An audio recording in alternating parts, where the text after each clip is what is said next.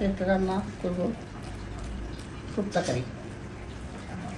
কুপ্তা কারিটা গরুর মাংস দিয়ে রান্না করব। এটা আমি সেদ্ধ করে ব্লেন্ড করে নিছি, পেস্ট করে নিছি। এটা একেবারেই সাদা, কিছু দেওয়া হয় না এটার মধ্যে।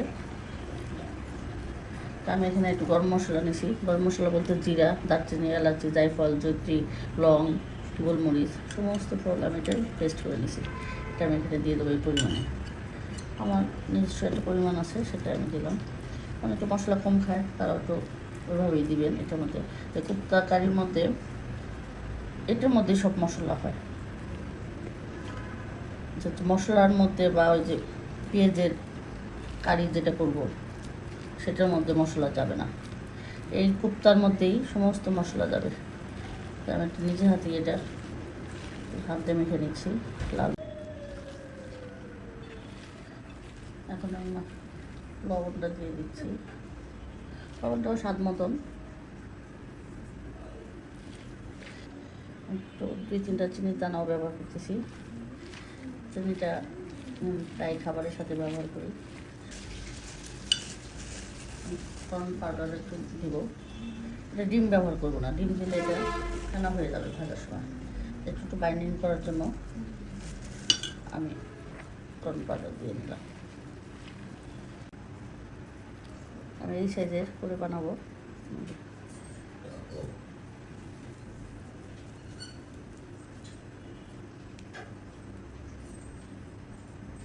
শুধু মাংস, এর জন্য এটা হাতের মধ্যে একটু পানি নিয়ে নিতে পারেন। রেডি হয়ে গেল এই যে বলগুলো, আমার এতগুলো বল রেডি হয়ে গেছে। এগুলো এখন তেলে ভেজে নেব, তারপরে রান্না করব। কুপ্তাগুলো ভেজে নিচ্ছি, এবার ভাজা শেষ আমার, তারপরে রান্না করবো। চলে আসলাম চুলাতে, চুলাটা অন করে দিচ্ছি। প্রথমে একটু প্লেন তেল দিলাম। এই যে কুপ্তা কারির জন্য রেডি করছি পেঁয়াজ পেস্টটা নিছি, পেঁয়াজ, আদা, রসুন, বাদাম নিছি, কিশমিশ নিছি, সব পেস্ট একসাথে নিছি। এটা এখন ঢেলে দেবো। এটার মধ্যে একটু বাদামটাই বেশি দিচ্ছি, বাদা করবো। আমি একটু যে কুপ্তার মধ্যে যে মশলাটা আমি দিয়েছিলাম, বাটা পেস্ট করা গরম মশলা, ওটা একটু সামান্য দিয়ে দিলাম, কারণ আমি আস্তে আর কিছুই ব্যবহার করবো না।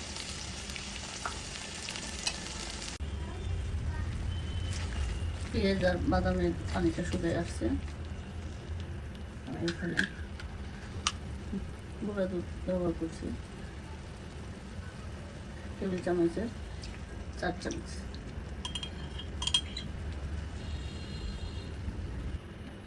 টক দই ব্যবহার করবো আমি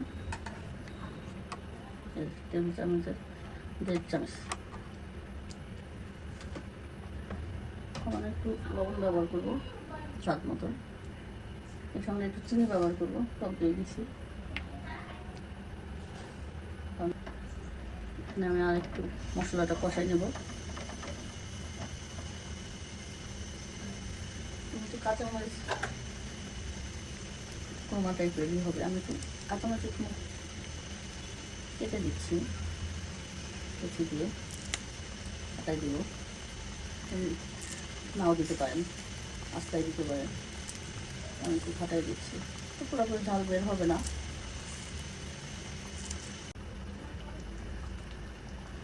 আমি এখন একটু কাশ্মীরি লাল মরিচ দিচ্ছি, কালার হওয়ার জন্য। কাশ্মীরি মরিচ কালার আসার জন্য।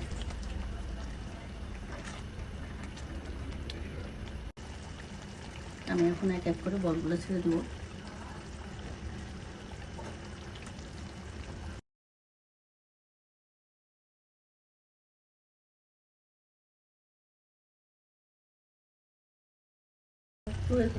পানি ব্যবহার করলাম, গরম পানি দিলাম, ঘি দিয়ে দিতেছি। আমি প্লেন তেল দিয়ে করছি, প্রথমে ঘি দিয়ে দিতেছি। তাহলে আপনি পুরোটাই ঘি দিয়ে রান্না করতে পারেন। আমি আরেকটু অপেক্ষা করবো কষানোর জন্য। আমার রান্না শেষ। কুপ্তা কারি বা কুপ্তা মালাইকারি যে যেটা বলেন, তা আমরা কুপ্তা মালাইকারি বলি। তো ঝাল দিয়েও করে খেতে পারেন। আমি আসলে এটা কুপ্তা মালাইকারি করছি। তো এটা আমার ঘিও উঠে আসছে, এই যে দেখেন লাস্টে যে ঘি দিয়েছি ঘিটা উঠে আসছে। তো আমার এই রান্নাটা শেষ হয়ে গেল। আমার এই রান্নাটা যদি ভালো লাগে তো আমার একটা লাইক শেয়ার দিয়ে আমার পাশে থাকবেন। আপনারা সবাই ভালো থাকবেন, আমার জন্য দোয়া করবেন। আল্লাহ হাফিজ।